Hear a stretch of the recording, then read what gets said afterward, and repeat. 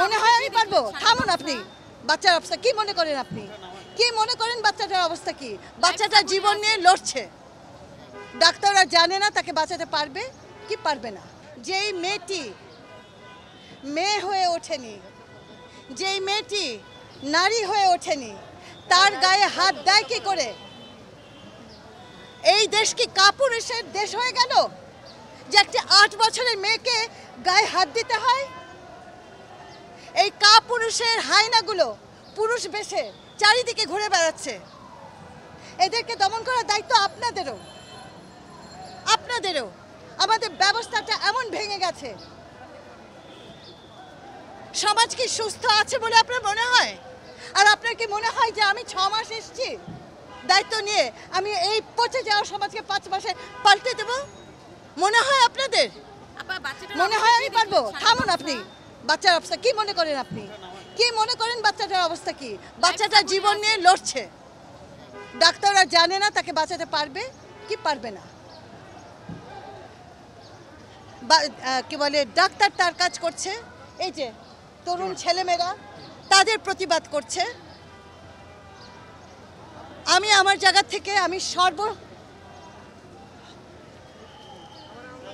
আমি আমার সর্বোচ্চ চেষ্টা করব যেন হোম এবং আইন এই দুটো জায়গা থেকে এই বাচ্চাটা সম্পূর্ণ এবং দ্রুতভাবে বিচার পায়। প্রথম কথা, আপনারা সবাই দোয়া করেন বাচ্চাটা যেন বাঁচে, ডাক্তাররা চেষ্টা করছে। দ্বিতীয় কথা হচ্ছে আমরা যেন এই আপনাদের সাংবাদিকদেরও দায় আছে, আপনারা দয়া করে আল্লাহর ওয়াস্তে দোষীদের কোনোভাবে জায়েজ করবেন না। আপা, পূর্ণিমা নামে একটা মেয়ে ধর্ষিত হয়েছিল, 10 বছর আসামি সাজা কেটে সে কিন্তু কয়েকদিন আগে সেটা আমি জানতে পেরেছি। হ্যাঁ, আপনি একদম ঠিক বলেছেন। এবং সেখানে আমাদের সিস্টেম ওয়ার্ক করছে না। আমাদের সিস্টেম, আপনারা এটাও জানেন যে যুগ যুগ ধরে মেয়েদের এই ক্রাইসিস। আমি তো আজকে থেকে এটা নিয়ে কাজ করছি না, আপনারা তো জানেন। এবং এই 35 বছরে আমি দেখেছি যে বারবার এই ঘটনাগুলো ঘটে। কোন প্রভাবশালীর টেলিফোন আসে, কোন কি বলবো, আমার বলার কিছু নেই, কিন্তু এটা হতে দেওয়া যাবে না। এই কেসটা is a clear cut case. এখানে এভিডেন্স আছে, ঘটনার প্রমাণ আছে, এবং এটাকে কিছুতেই আমরা হাতছাড়া হতে দেব না। এবং প্রথম কথা হচ্ছে যে আইনের আওতায় আনতে হবে এবং তাদেরকে অ্যারেস্ট করা হয়েছে, কোনোভাবেই যেন তারা ছাড়া না পায়, সেটা আমিও নজরদারি রাখবো, আপনাদেরকেও বলবো নজরদারি রাখতে।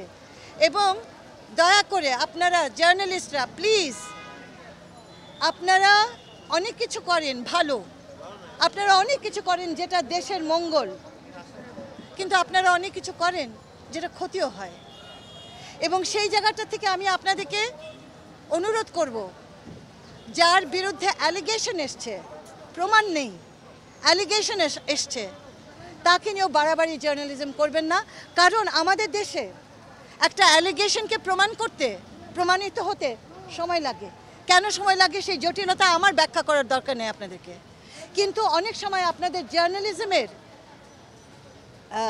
জটিলতায় সেই মানুষটাকে কিন্তু আমরা আর ধরতে পারি না। তো আমরা একটা পজিশন নেই যে এই দেশে ছোট বাচ্চাদেরকে ধর্ষণ করবে, অ্যালিগেশন যদি আসে, কারের উপরে যদি সন্দেহ আসে, তাকে আমার অ্যারেস্ট করে ধরে নিয়ে যেতে হবে, তাকে আমাকে বন্ধ করতে হবে।